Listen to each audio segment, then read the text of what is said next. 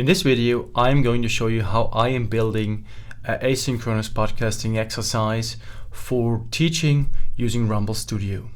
So I'm here on the Rumble Studio dashboard, and you will see the software will soon be called Spoken.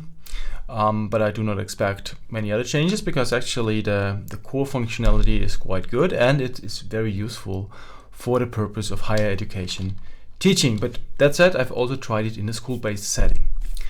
Now what I want to do is I want in a statistics course I want the students to interpret some graphs. So these are it's a report about SDGs in Austria, and I'm just looking at a few graphs here that I would like to ask them to interpret, to have like a very open-ended question like this, what does this mean? And this is a very nice question because they can be, related back to the reality of the students. And there's not really a very right or very wrong answer here, I think.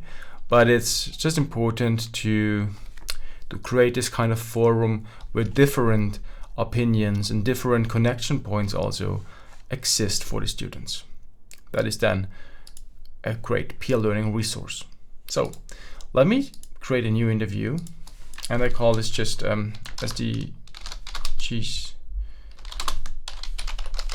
in Austria. I'm just writing in German. And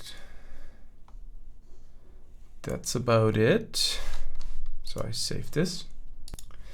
So this is where we arrive, which is basically a drag and drop builder, which you can use to structure the interview, basically the set of questions that the students go through. So it often makes sense to just start with a welcome message. I will edit this later on, but that's not very interesting maybe to show in the video. So I'll keep it like this. I will change the language to German especially.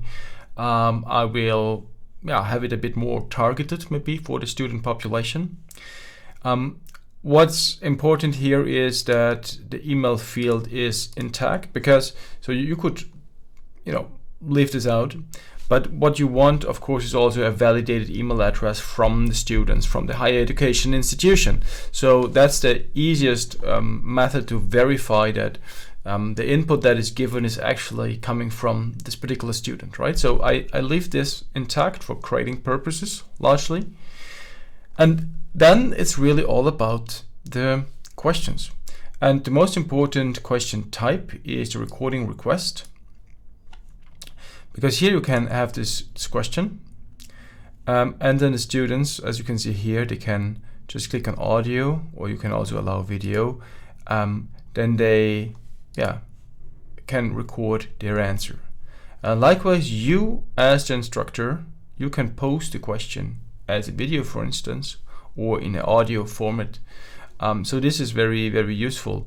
And if you do it with audio or video, what you can do is in the end you can also use this actually to directly mix the interviews.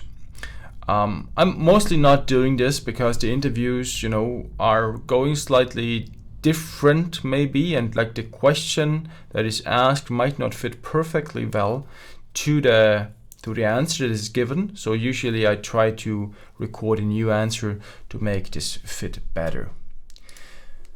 Okay, so now I'm just looking basically at some graph that they could interpret.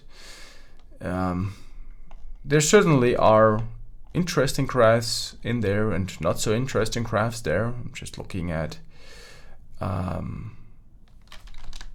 let's look here, maybe gender pay gap. That's definitely something that we could be interpreting and try to make sense of this in also in a wider framework.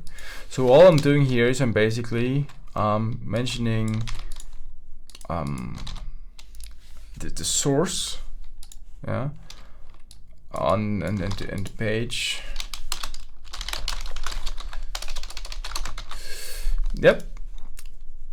This is enough for reference because I will give them the link also here in the maybe actually an information message that I include in between, like here. So download this. I will make this beautiful afterwards, right? This is not important now. But this is the basic structure. Okay, so now I'm basically duplicating this step for multiple questions to ask. So I'm just writing TBA here because I want to change it afterwards.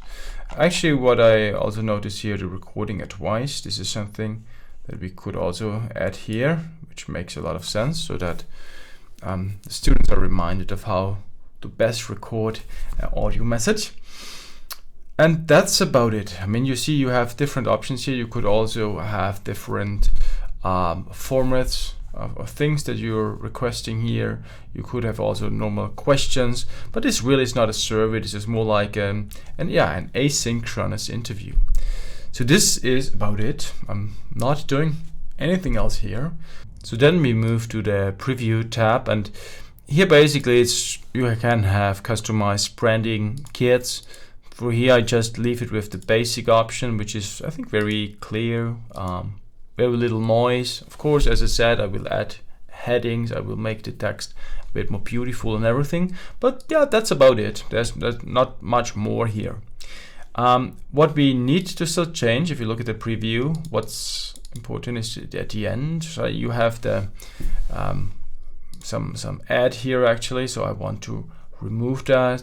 So let's have the closing message where we can say, okay, we can just hide the Rumble Studio advertisement basically. Celebrating again is just having this nice effect here, which is okay. And that's about it. That's really everything that I wanted to do as a kind of a baseline. And I will now make all the edits and fast forward to the end.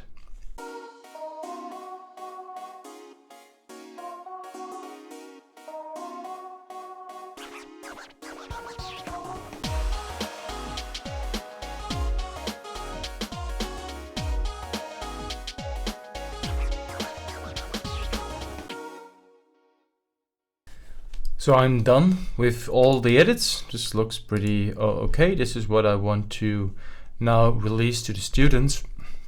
So I click on share, and then I either can distribute this via QR code. I have here the link. I could also embed this somewhere, for instance on the learning management system, but I always find that the easiest is to just use this. Let's look at how this looks like. So this is how it looks like at the end. So now I'm logged in, of course, so this doesn't work very well. Let's try this in a private mode. This is how it looks like. Right here now I have to sign up, then it starts. So this is a very, very nice tool. What I will then do once the answers are in, they will be listed here, and I can automatically mix them. So here's the mixer symbol. I'm just showing this to you now. Where I can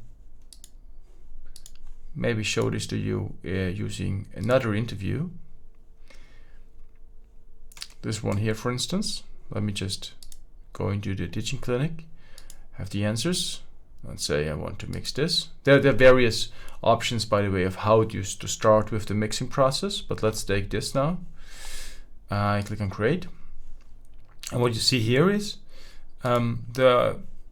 my responses, and this is really just like a test answer from me, so that's me as well, but there are also other people in there that I could just use. Like here are different students, and those answers that this student has given can be mixed into this, right? So I can just take this here, use a different answer here, and the moment then I finish this and I wrap this up, this will be mixed into one audio file that I can then distribute to the students as a learning resource. So that's it, more or less. This is everything I wanted to show you about Rumble Studio and how to use it as a kind of a learning device to create peer learning resources asynchronously.